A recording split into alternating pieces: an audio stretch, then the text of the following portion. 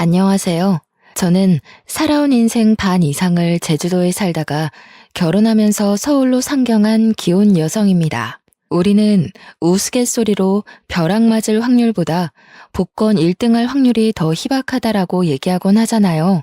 저는 원래 복권에 관심이 있는 편은 아니었지만 복권 1등이 된다면 확실히 세상이 달라질 것 같긴 합니다. 그렇다고 제가 복권 당첨되었다는 얘기는 아니고요. 사실상 복권 1등보다 더한 기쁨을 얻게 되어 이 글을 쓰게 되었습니다. 기쁨을 얻기까지 과정이 무난했던 건 아닙니다. 가슴 아픈 감동 스토리가 있던 것도 아니고요. 오히려 소가리를 많이 했고 매사에 사람과 대립하며 줄타기 하듯 살아왔습니다. 그런데도 느닷없는 인연 때문에 기상천외한 일이 생겼다는 거예요. 주위 사람들은 저더러 좋은 마음을 갖고 살아서 복받은 거라고 하는데 저는 아직도 제게 주어진 것들에 어안이 벙벙하기만 합니다. 세상에 이런 일이 또 있을까 싶어요. 제가 작가는 아니라서 이 소설 같은 이야기를 책으로 낼 수는 없고 이렇게 사연을 알게 되어 찾아왔습니다. 글 실력이 부족할 테지만 양해 바라며 들어주셔요. 인사말에 소개했다시피 저는 제주도 아가씨입니다. 제주도에서 태어나 학창 시절을 모두 제주도에서 보냈죠. 대학을 가진 않았습니다. 제주도에도 대학이 있지만 별로 필요성을 못 느꼈거든요. 제게 주어진 일이 있었기 때문이었을지도 모르겠네요. 저는 20살이 되자마자 서울로 시집간 언니의 부름에 서울을 왕복하며 지냈습니다. 처음 서울을 방문했을 땐 솔직히 볼거리가 많아 재밌었어요. 그런데 그것도 계속 보니까 질리더라고요. 서울이 싫다는 게 아니라 제가 탁 트인 곳을 좋아하기 때문이었습니다. 그래서 저는 결혼을 한다면 언니처럼 서울 남자가 아닌 같은 고향의 제주도 남자와 결혼하려고 했어요. 그런 제가 서울 남자와 결혼을 하게 될 줄 누가 알겠습니까?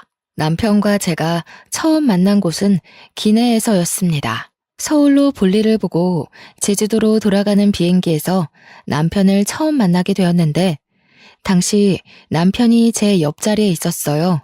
먼저 말을 걸어본 건 저였습니다.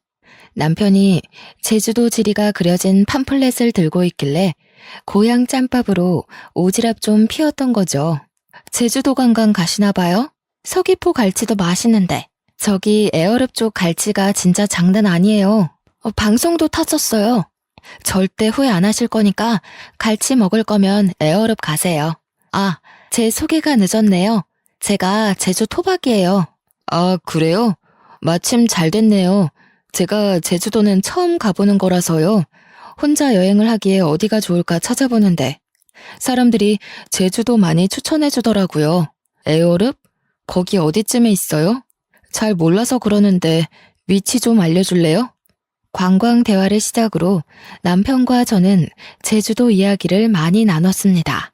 비행기 착륙 때까지 저희는 시간 가는 줄도 모르고 얘기에 푹 빠졌어요.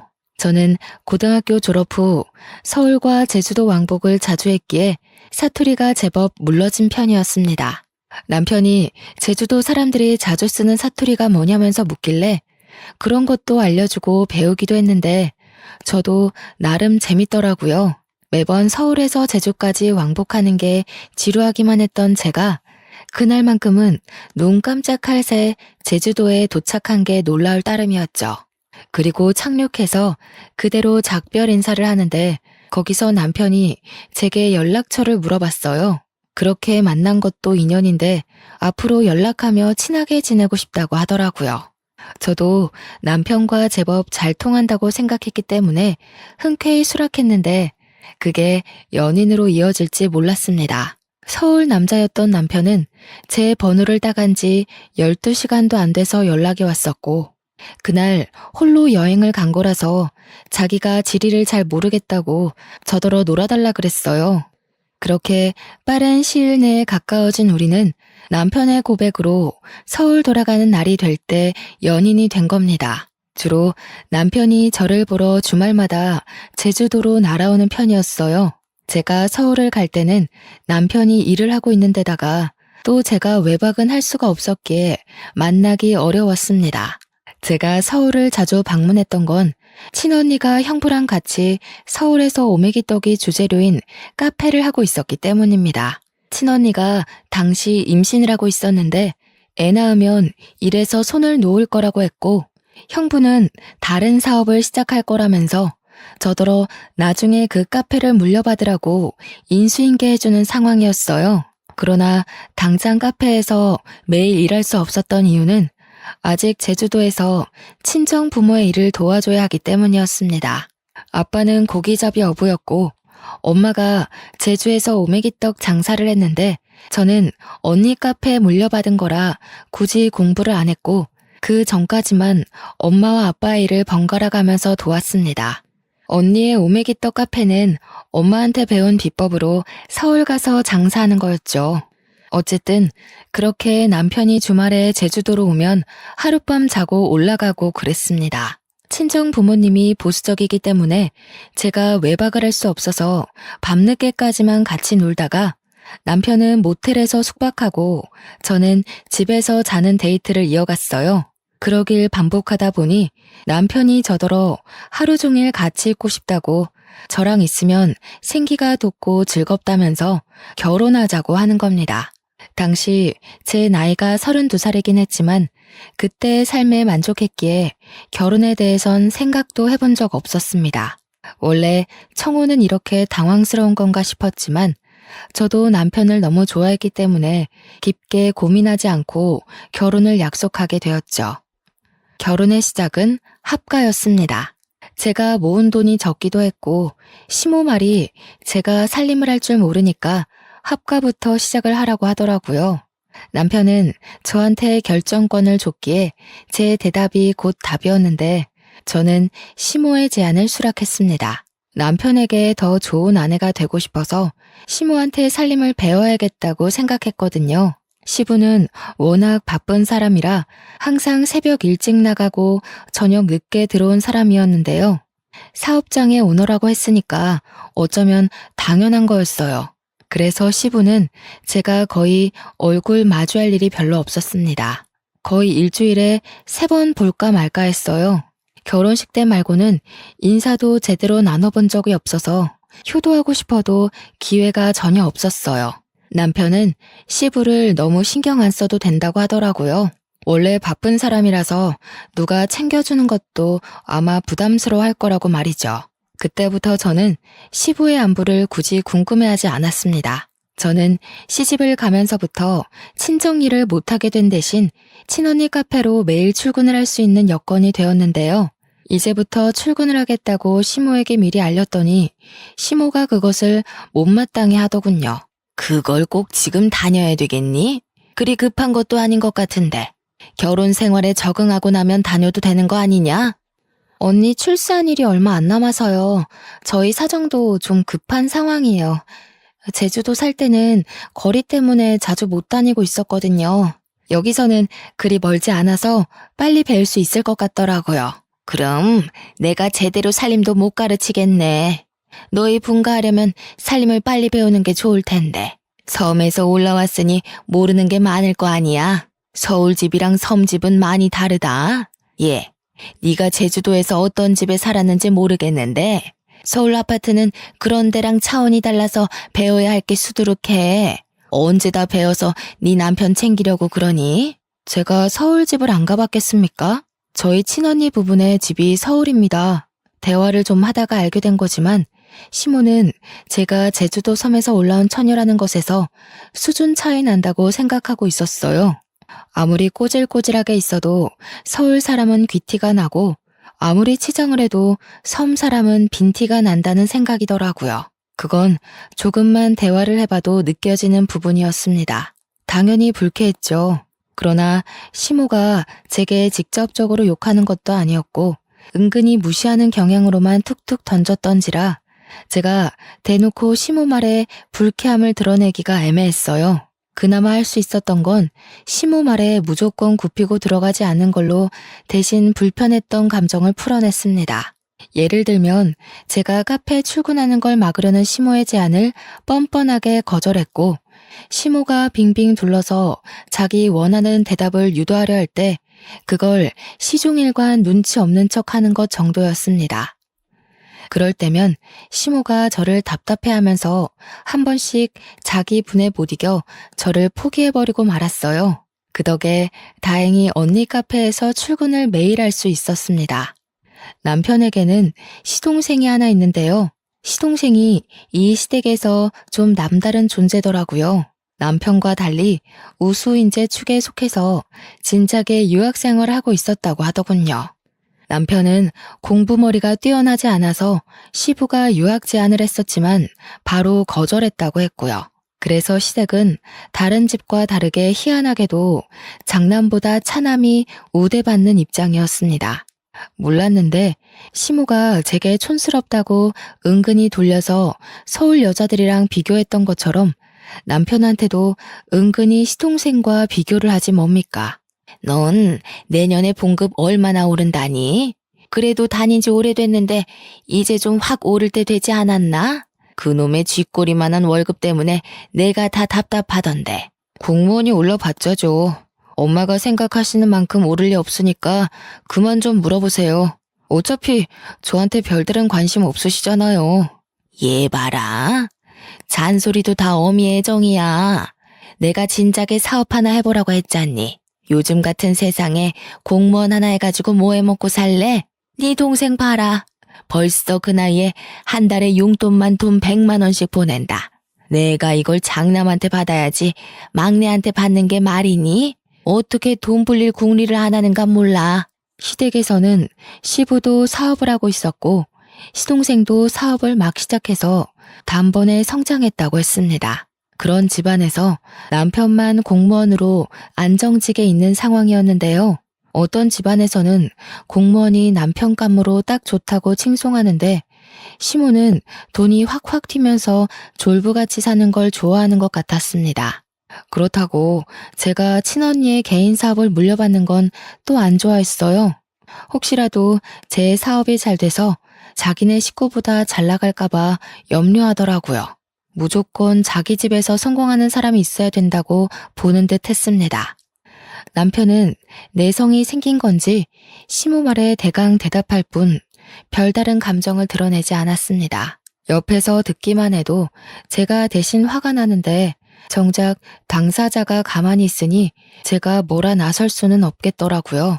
그래서 주로 뒤에서 남편을 위로해주기만 했습니다. 어머님 말 너무 신경 쓰지 마. 공무원은 뭐 아무나 되는 줄 아나? 내 친구는 공무원 시험 벌써 3번이나 떨어졌어. 공무원 경쟁률 장난 아닌데 어머님은 아무것도 모르면서. 나 신경 안 써. 원래 저런 사람이야. 나 때문에 당신이 신경 쓰는 것 같은데 당신이야말로 내 걱정은 마. 그래도 걱정해줘서 고마워. 당신이 옆에 있어서 내가 좀 숨 쉬어진다. 남편이 자기는 사춘기를 지나고부터는 시모의 잔소리를 그러려니 체념하고 산다고 했어요. 별로 타격도 없대요. 그러면서 시부가 자기 공무원 꿈을 응원해줬는데 그것만으로 충분하다고 시부는 오히려 사업하는 시동생 걱정으로 마음 졸인다고 했습니다. 시부가 사업을 하는 사람이기에 사업의 위험성을 잘 알고 있어서라고 했어요. 자꾸 이렇게 자리 없는 시동생 얘기가 나오니까 결혼식에서도 본 적 없는 시동생이 문득 궁금해지더라고요. 남편한테 슬쩍 물어봤더니 남편 말로는 시동생이 똑똑한데 얼굴도 자기보다 잘생겨서 잘나긴 했다고 하더군요. 얼마나 잘났길래 시모가 저리 차별을 하는 건가 괜히 샘통이 났습니다. 그렇게 하가 생활 3년이 지났을까요? 그토록 궁금하던 시동생이 귀국한다는 소식이 들려왔어요. 그날은 시댁에서 완전 명절 분위기였습니다. 시동생이 온다니까 저도 들뜨긴 했는데 한편으로는 남편이 걱정되는 겁니다. 시동생이 완전 한국으로 정착하러 온다는데 없는 사람과도 제 남편을 그렇게 차별했잖아요. 그런데 같이 살기까지 하면 얼마나 더 비교를 하겠어요? 불안과 호기심에 저는 그날 카페 일도 안 나가고 시모랑 같이 음식을 준비했습니다. 그렇게 저녁 시간이 되었는지도 모르고 진수성찬을 차리고 있었는데요. 퇴근하고 온 남편을 제가 반기기도 전에 시모가 먼저 잔소리를 해버리지 뭡니까? 너는 좀 일찍 맞춰서 공항까지 동생 좀 태우고 오지. 오늘 네 동생 오는 날이라고 했잖아. 애가 지금 비행기 오래 타서 피곤할 텐데 택시 타고 오는 중이란다. 공무원이 어떻게 일찍 맞춰요? 제가 월차 연차 낸 적은 있어도 어디 마음대로 일찍 퇴근하는 거 봤어요? 지난번에도 말씀드렸던 것 같은데요.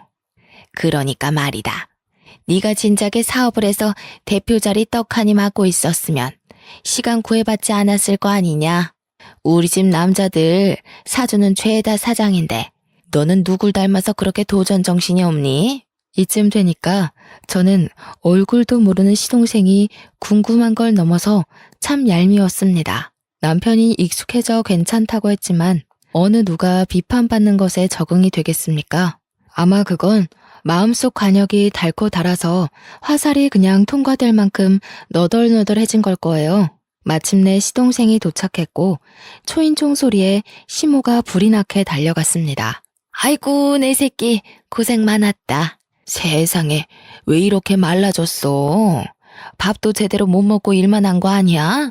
요리하는 사람 좀 고용해서 끼니를 제대로 챙기지. 아무리 그래도 거기 음식 자체가 내 입맛에 안 맞더라고. 엄마가 해주는 밥 먹고 싶어서 죽는 줄 알았어. 그래서 더 빠진 건가? 근데 형은? 몰라. 동생이 왔는데 나와보지도 않네. 일단 손부터 씻고 와서 앉아. 엄마가 너 좋아하는 걸로 잔뜩 차려놨어. 남편이 퇴근한 뒤 아직 씻고 있었기에 남편 대신 제가 나가서 시동생에게 인사를 했습니다.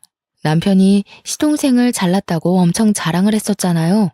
그런데 솔직히 실제로 보니까 제 남편이 더 잘나 보였어요. 일단 외적으로는 제 남편이 더 키가 컸고 체격이 좋았습니다. 시동생은 좀 마르고 허여멀건한 데다가 약간 멸치상이었어요. 공부 잘하는 괴짜처럼 생겼더라고요. 제가 우리 남편 와이프라서 남편 편을 들려는 게 아니고요.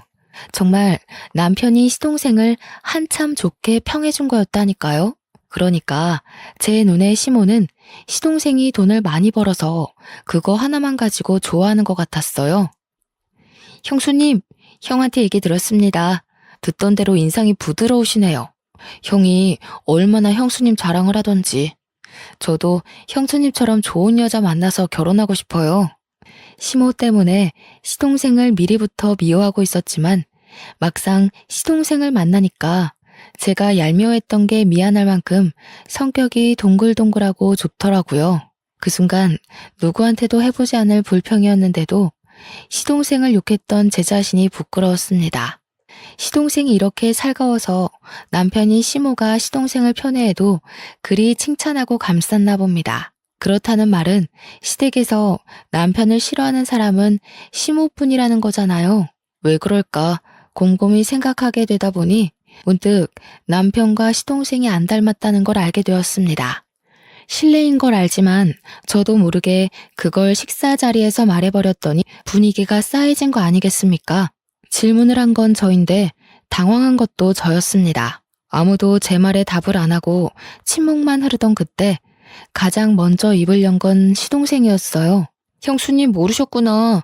형, 우리 집 얘기 형수한테 말 안 했어? 그래도 결혼까지 했는데 형 사정은 알고 계셔야 되지 않나? 아, 뭐 좋은 일이라고. 나중에 상황 봐서 얘기하려고 했지. 미리 말 못해서 미안해 여보. 내가 밥 먹고 나중에 따로 설명해 주던가 할게. 남편은 그 뒤로 몇 숟가락 뜨지도 않았는데 자리에서 일어나 버렸습니다. 제가 따라서 일어나려 했는데 시동생이 제게 말을 걸더라고요. 남편이 나중에 말해주겠다던 개인 사정 이야기였어요. 듣자 하니 시부가 시모와 결혼 생활을 하는 동안 다른 상간녀를 만나 가진 아이가 남편이라 하더라고요. 그럼에도 시모가 남편을 자식으로 받아들인 건 그 당시 시모는 난임 판정을 받았기 때문이었고 비록 남의 애지만 시부를 무척 사랑했기에 용서하고 남편을 자기 자식으로 인정했다고 했습니다. 그러다 몇 년 뒤 기적처럼 시험관에 성공해 태어난 사람이 바로 시동생이었다고 했어요. 전혀 몰랐던 복잡한 가정사에 저는 남편에게 실수했다는 걸 자각했습니다. 시동생이랑 시모에게 양해를 구하고 얼른 자리에서 일어나 방으로 갔어요. 남편이 무슨 생각을 하고 있는지 고뇌 가득한 얼굴로 침대에 앉아 있더라고요. 남편이 왜 시모에게 그런 취급을 받고 살았는지 알게 되니 남편의 처지가 참 불쌍하다고 느껴졌습니다. 태어났을 뿐인데 세상에 낙인 찍힌 셈이잖아요. 이 사실이 드러날 때마다 얼마나 손가락질을 많이 받았겠습니까? 저는 그 사실을 더 이상 언급하지 않고 남편을 조용히 위로해줬습니다. 남편은 거실에서 자기 얘기하는 게 들렸는지 저더러 미리 말 못해서 미안하다고 하더라고요. 이혼하자고 해도 자기 잘못이니까 받아들이겠다고도 했어요. 당신이 나한테 실수를 한 것도 아닌데 우리가 왜 이혼을 해? 당신 나한테 한 번도 실망시킨 적 없고 남편 노릇 못한 적도 없고 속상하게 한 적도 없었어. 내가 보기엔 적어도 어머님보다는 신이 좋은 사람 같아. 제 위로에 남편이 웃음을 흘렸습니다. 저를 안아주면서 고맙다고 역시 저랑 결혼하길 잘했다고 하더군요. 결혼 전이나 후나 자기를 웃게 하는 사람은 저밖에 없다면서요. 남편과 저는 저희 나름대로 스스로 마음을 보호하면서 지냈는데요. 무슨 중고등학생 양아치 놀이도 아니고 시모뿐만 아니라 시동생까지 문제가 있더라고요. 그동안 멀리 떨어져 있어 몰랐을 뿐 시동생 또한 남편을 은근히 무시하는 경향이 있었습니다. 둥글둥글한 성격으로 보였던 건 사업을 하는 사람이었기 때문에 습관적으로 비즈니스 태도가 배어 있었기 때문이었어요. 한 두세 달 지내다 보니까 완전히 보이더라고요.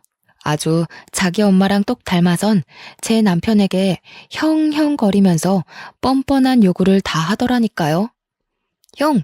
이번에 아빠 생신 선물 차 한 대 바꿔드릴까 하는데 돈 좀 보탤 수 있겠어? 나 혼자 해도 괜찮지만 그래도 형제니까 같이 하는 게 좋을 것 같아서. 벌써 아빠 생신이구나. 같이 하면 좋긴 하겠네. 내가 시간이 안 돼서 따로 같이 사러 가주진 못할 것 같다. 얼마 정도 하는데? 아동 비용도 내가 댈게. 우리 사이에 이동 비용은 무슨? 어차피 나 아는 사람 차센터에 가서 살 거라서 1억 5천인데 내가 8천 할 테니까 형이 7천만 보태줘.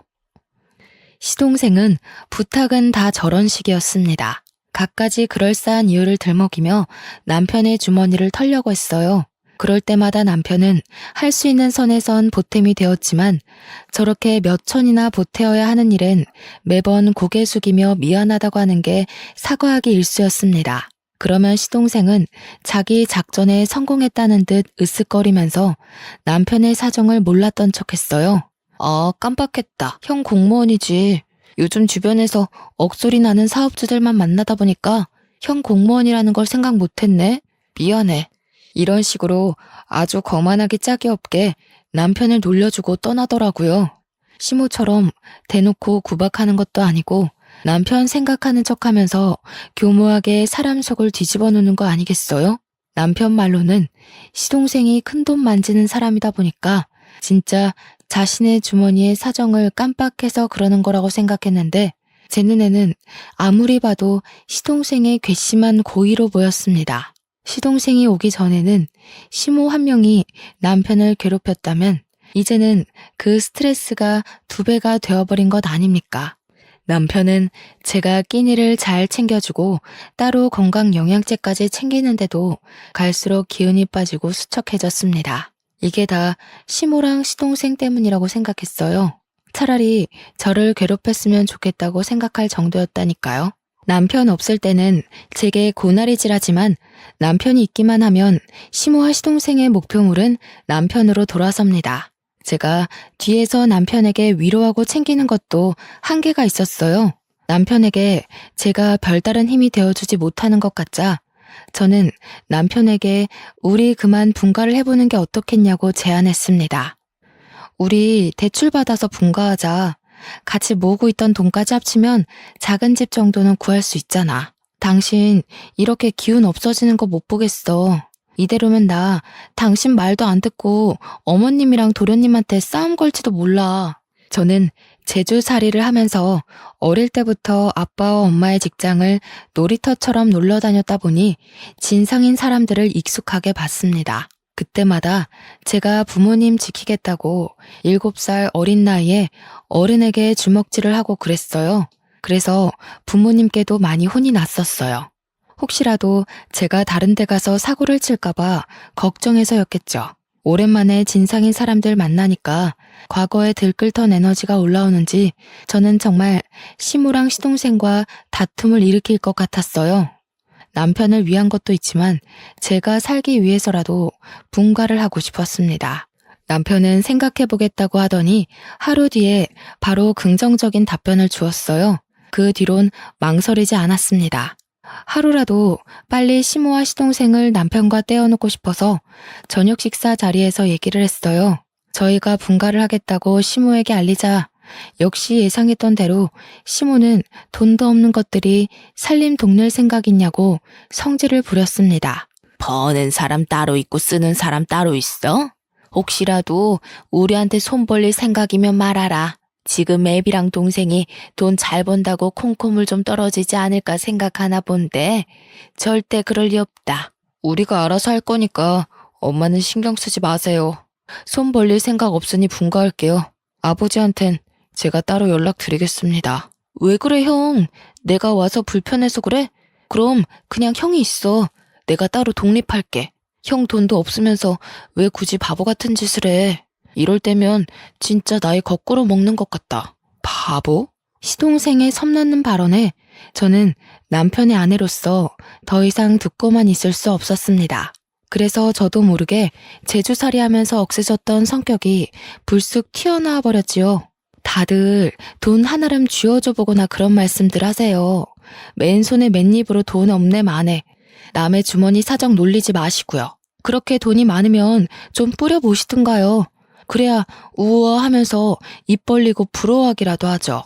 맨날 말로만 떵떵거리지 큰 돈 만진다는 게 진짠지 아닌지 알 수가 있나? 뭐라고요? 형수님, 무슨 말씀을 그렇게 하세요? 아무리 삶 구석에서 덜 배우고 컸다지만 저도 엄연히 시댁 사람입니다. 말 가려주세요. 공무원이라고 무시하는 요즘 세상에 시댁 사람, 친정 사람이 어딨대요? 지금은 명절도 안 챙기고 다들 여행 가기 바쁜 시대예요. 시댁 사람은 무슨? 어머, 얘가 오늘따라 왜 이러니? 너 약 먹었어? 그게 무슨 말버릇이야? 세상에 어느 며느리가 너처럼 어른 앞에서 입을 함부로 놀린다니? 어머님도 그러시는 거 아니에요. 어머님 친구 없으시죠? 제가 볼 땐 사람들이 어머님이랑 대화 조금 해도 다 떨어져 나갈 것 같은데. 그래서 더 돈으로 치장하고 사람들 마음 사려는 거죠? 시모는 제 말에 뒷목을 잡으면서 벌떡 일어났습니다. 제 얼굴로 올려는 손을 남편한테 붙잡히는 바람에 화만 버럭 냈어요. 그날은 제가 시댁을 들어오고 시댁에서 처음으로 대판 말다툼이 벌어진 날이었습니다. 제가 굽히지 않으니 상황은 극에 달하기까지 했는데요. 급기야 시동생이 시부한테 연락해서 시부까지 일을 중단하고 시댁으로 찾아오는 사태가 벌어졌어요. 저희가 얼마나 시끄럽게 싸움을 하고 있었으면 시부가 들어오는 소리를 못 들었지 뭡니까. 시부가 고함을 치는 바람에 저희 다툼이 무 자르듯 뚝 끊겨버렸습니다. 하필 제가 건방지게 막 소리를 지르고 있던 때라 저만 순식간에 죄인이 된 기분이었어요. 그리고 태세 전환 빠르게 들어간 시모는 주저앉으며 눈물을 터뜨렸고 시동생은 지 엄마를 달래줌으로써 저는 더 악질 며느리처럼 보이게 되었죠. 시부를 오랜만에 얼굴 마주하는 건데 이 꼴을 보여버렸으니 면목이 없어 고개를 숙였습니다. 동네 창피하지도 않아? 도대체 뭐야? 뭔데 일하는 사람까지 불러서 싸움 구경하게 해? 어디서 나이값 못하고 개싸움을 하고 있냐고? 그때 시동생이 시부를 불렀기에 시동생이 먼저 발언권을 가졌는데요. 아빠, 형수가 나더러 큰돈 만지는 거 구라 아니냐고 거짓말쟁이로 만들더라고. 아빠가 나 사업자금 대줬잖아. 그래서 내가 그거 아빠한테 다 갚았잖아. 증언 좀 해줘. 시부에게 혼나게 생겼다고 각오를 하고 있던 그 순간 시부가 시동생의 싸다구를 훅 날리는 거 아니겠어요? 찰진 소리에 모두가 깜짝 놀래서 숨을 죽였고 시모도 우는 척을 관두고 얼른 일어나 시동생을 살폈습니다. 절딱선이 없는 것. 내가 돈으로 잘난 체 하는 일 없도록 하라고 했지. 나는 아들이라고 봐주는 것도 없다. 철없이 굴면 바로 호적에서 제명이야. 어디서 사업하는 사람이 함부로 허세를 부려? 왜 애 얼굴에 손을 대요? 잘못한 건 큰애네인데 왜 우리 애한테 그러냐고요? 당신 매번 우리 애한테만 차별할 때 내가 얼마나 속상한지 알아요? 시끄러워. 다른 사람 변명 다 필요 없다. 도대체 이게 무슨 난리인지 며느리가 얘기해보거라. 며느리 얘기 끝날 때까지 누구라도 입 열기만 해봐. 바로 쫓아낼 테니까. 의외였습니다. 제가 마지막까지 악을 지르고 있던 사람이라서 시부가 저를 안 좋게 볼 거라고 생각했거든요. 근데 그게 아니라 시부는 그나마 제가 제3의 입장이라고 생각한 것 같았어요. 그래서 저는 지체 없이 토시 하나 빠뜨리지 않고 있었던 모든 대화들을 말씀드렸습니다. 제가 대학만 안 갔지 기억력 하나는 끝내줬거든요. 그래서 친언니한테 인수인계 받을 때도 기억력이 톡톡히 성과를 내주는 덕에 친언니가 저를 더 믿고 가르치는 거였습니다. 시부가 조용히 하라고 했는데도 제 발언에 반박하려는 시모를 시부가 시선으로 제압했어요. 그러면서 시부가 우리더러 자금을 대줄 테니 분가라는 놀라운 제안을 해줬습니다. 저희를 진작에 분가시킬 생각이었는데 자기 일이 바빴던지라 깜빡했다고 하더라고요. 시모는 그 소리에 배가 아팠는지 날고 기면서 돈 아깝게 왜 우리 돈으로 쟤네 분가를 시키냐고 시부에게 호소했습니다. 당신이 쟤네 속셈은 몰라서 그래요. 우리가 괜히 이러는 줄 알아요? 당신 돈 있는 거 알고 공짜로 돈 구해내려고 그런 거라고요. 엄마, 그만 좀 하세요. 이 사람 여기저기 돈 구하는 사람 아니거든요. 엄마 같은 사람이랑 달라서 사람밖에 구해본 적 없는 사람입니다. 모욕하지 마세요. 사람 같은 소리 하네. 사람은 뭐 아무나 구하는 줄 아니? 차라리 돈 구한다고 하는 게 훨씬 현실 같겠다. 애들 장난도 아니고 그런 것도 변명이냐? 유치해서 정말. 어머님처럼 돈 생각만 하는 사람들은 생명을 구한다는 말에 괴리를 느끼겠죠. 제정신 바뀐 사람들은 어머님 같은 사람 옆에 두질 않아요. 이거 보이세요? 어머님은 누굴 구하다가 이런 상처까지 감수해 보셨어요? 뭐든 어머님 기준에 안 맞다고 함부로 판단하지 마세요. 시모에게 눈에는 눈, 이에는 이로 공격하다 보니 저도 모르게 숨겨놨던 흉터를 드러내게 되었습니다. 유치한 다툼인 걸 알지만 시모 화를 복돋는 데는 이만한 공격이 없더라고요. 제 흉터를 보고 시모가 살짝 흠칫하긴 했지만 또 자기만의 해석으로 맞대응을 하려고 했는데요. 그때 시모를 밀치고서 시부가 제 앞을 차지해오는 거 아니겠습니까? 설마 며느리야? 그 상처 어떻게 다친 거야? 어디서? 언제 그렇게 됐어? 너 제주도에서 살았다고 했었지? 설마 그게 그 흉터랑 관련이 있니? 예? 이건 제주도에서 한 13년 전인가? 아빠랑 같이 낚시 나갔다가 우연히 물에 빠진 사람을 구했었는데 그때 다쳤어요. 네가 구했다는 사람이 혹시 연령 좀 있는 아줌마였어? 키가 좀 작고 분홍색 셔츠에 빨간 긴 치마를 두르고 있지 않았니? 어머, 아버님께서 그걸 어떻게 하셨어요? 그 아줌마랑 아시는 분이에요? 설마 아줌마 위급하실 때 옆에 계셨던 분이 아버님이셨어요? 13년 전 일이라 기억이 가물가물할 수 있지만 제가 기억력이 좋은 편이라고 했잖아요. 그래서 그때 제가 구한 아줌마의 인상착의를 기억하고 있었거든요. 제가 가까운 배 위로 아줌마를 올리자마자 누가 신고를 했는지 이미 해경이 빠르게 당도했었고 그 정신없는 상황에서 저는 시부 얼굴까진 확인하지 못했습니다. 저도 다쳤던지라 해경의 도움을 받아 병원에 가버렸기도 했거든요. 시부는 저의 증언에 충격 먹은 표정을 하고 있더니 곧 제 손을 꼭 잡았습니다. 그 이후 시부가 줄줄줄 얘기해주는 사실에 놀란 건 오히려 저희 쪽이었어요. 알고 보니 제 남편의 친모였던 아줌마가 시한부 인생을 살고 있었는데 요양을 한다고 제주살이를 시작했었대요.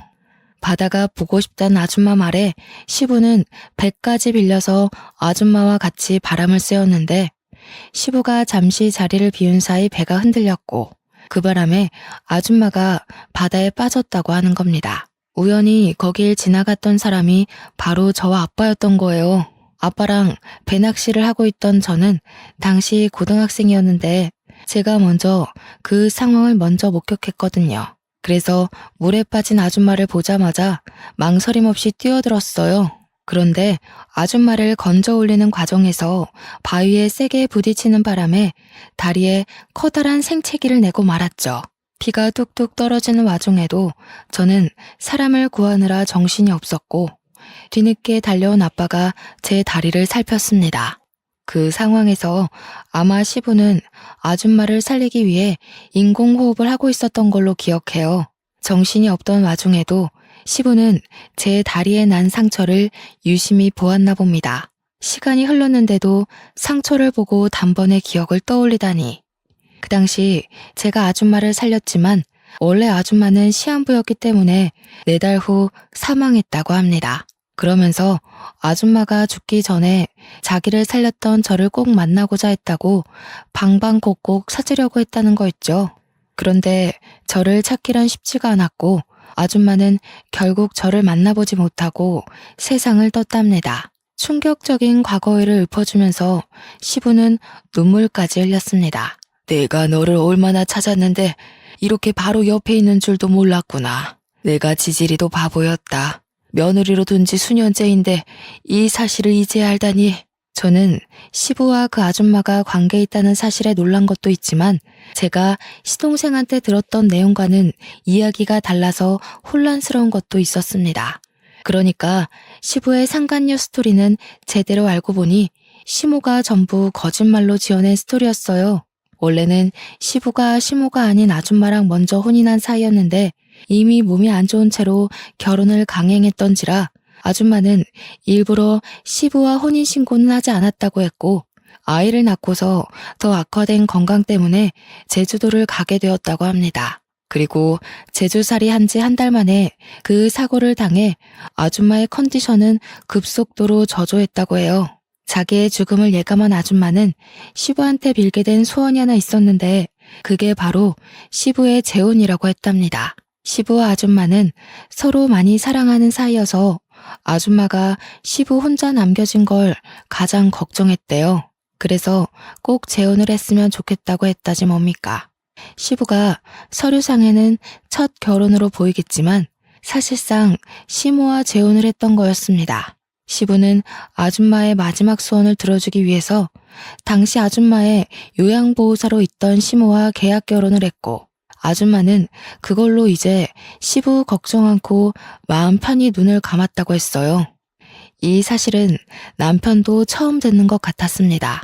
한 여고생이 물에 빠진 자기 친모를 살렸다는 얘기를 시부한테 들은 적 있었던 남편은 그게 저라는 사실에 그저 벙쪄 있었더라고요.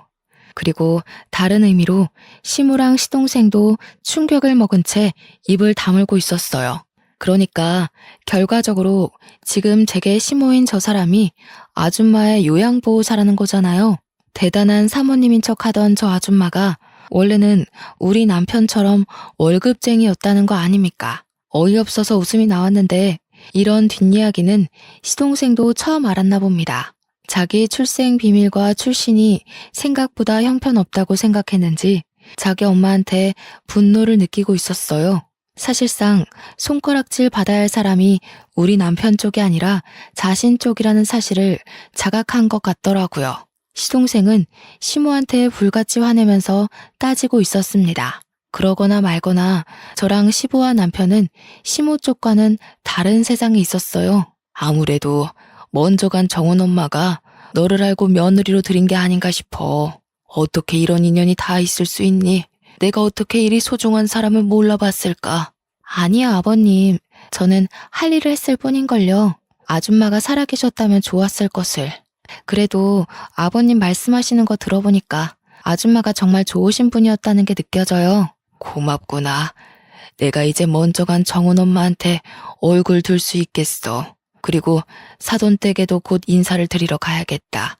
내 은인이 우리 집에 들어왔는데 내가 이대로 가만히 있을 수가 없지. 여전히 당황스러운 전개였지만 사실을 받아들인 저는 오히려 아줌마가 돌아가신 것에 유감을 표했습니다. 그리고 시부는 제게 만나면 꼭 보상할 거라 기다리고 있었다면서 잠깐 방에 들어갔다 나오셨는데요. 손에 쥐고 온 건 다름 아닌 통장이었습니다. 돌아가신 아줌마의 유언이기도 하다면서 저에게 그 통장을 주더라고요. 그게 아줌마 사업장을 정리하고 남은 돈의 일부라는데 아줌마 말로는 꼭 자신의 은인에게 답례를 하고 싶어 했다고 했어요. 얼떨떨하게 받은 그 통장을 열어보는 순간 저는 소스라치게 놀라서 다시 시부에게 통장을 돌려줬습니다. 소소한 답례라기엔 너무 큰 돈이었거든요. 회사의 오너였다는 아줌마가 제게 일부만 남겼다는 그 유산은 무려 31억 원이었습니다. 한 번도 본 적 없던 숫자이기도 했고 너무 큰 돈이라 받을 수 없다고 바로 돌려줬는데 시부는 너무 완강했어요. 13년 전부터 이미 이 통장은 제 돈이었다고 자신은 주인을 찾아줬을 뿐이라고 하더라고요. 손이 떨리는 액수였지만 시부의 대쪽 같은 부탁에 저는 결국 그걸 받게 되었고 시모는 조용히 숨죽이고 있더니 제가 통장을 받자 갑자기 배가 아파서 죽으려고 하더군요. 시모는 곧 시부한테 이혼 요구 당했어요. 아마 제가 그대로 일러바친 발언들을 믿어주는 듯 했습니다. 제가 거짓말할 사람은 아니라는 걸 시부가 알아봐준 덕일 겁니다. 결국 시부모는 이혼을 했어요. 시부가 소송 비용 드리고 싶지 않으니 조용히 도장 찍으라고 하는 걸 저와 남편은 곁에서 구경했습니다. 시모의 초라한 처지를 보고 있자니 남편 복수가 완벽하게 된 기분이라 시원했어요. 그리고 시동생은 시부의 씨를 받은 몸이라서 시부가 시동생이 갖고 있는 사업장만 주는 걸로 하고 집에서는 내쫓겼습니다. 그날이 시댁 사람들과 처음 다툰 날이었는데 그게 마지막 다툼이 되어버린 셈이었네요. 저와 남편은 굳이 분가를 하지 않고 시부를 모시고 살게 되었어요. 시부가 자기는 신경 안 써도 된다고 했는데 제가 합가 생활하면서 시부 생활 패턴을 봐왔기에 시부만 두고 분가를 할 수는 없었습니다. 시부는 밥도 잘 안 챙겨 먹고 회사에서도 대충 직원들이 챙겨주는 샌드위치나 김밥 같은 것만 드시더라고요. 그래서 제가 도시락을 챙겨드려야겠다는 생각으로 남게 되었어요. 시부는 처음에 저더러 고생스럽게 왜 그러냐고 하지 말라고 했는데 제가 고집을 꺾지 않으니 어느 순간부턴 도시락을 꼬박꼬박 챙겨가시더라고요.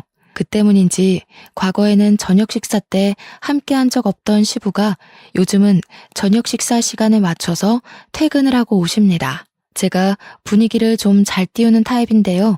남편과 시부 앞에서 며느리 노릇 아내 노릇 톡톡히 하면서도 제 성격을 그대로 드러나니까 가끔은 시부가 개그맨이 따로 없다고 하세요. 칭찬인지 모르겠지만 시부랑 남편이 웃는 게 좋으니까 좋게 생각하려고요. 그리고 저는 31억 받은 돈에 손을 조금 댔는데요. 친정 부모님께 집을 하나 해줬고 언니랑 형부네에도 집 하나 해줬고 남은 돈은 적금 들어놓았어요. 제가 원했던 결혼 생활이 어떤 모습인지 한 번도 생각해 본 적 없지만 다시 생각을 해보려고 한다면 딱 지금이 아닐까 싶습니다. 주위에 모난 사람 하나 없어서 그런지 세상을 바라보는 게 제 시선이 아주 둥글둥글하네요. 앞으로 손자 손녀가 생긴다면 제 결혼 생활이 완벽하게 즐겁지 않을까 생각합니다. 다른 거 바라는 거 없고 그저 우리 식구들 전부 몸 건강, 마음 건강하게 잘 지내길 바랄 뿐이에요. 제 복권 1등 같은 사연 어떠셨나요? 이거 복권 당첨이라고 해도 되겠죠? 저희 식구가 받은 행운처럼 제 사연 듣고 계시는 청취자분들께서도 돈벼락 떨어지길 바랍니다. 감사합니다.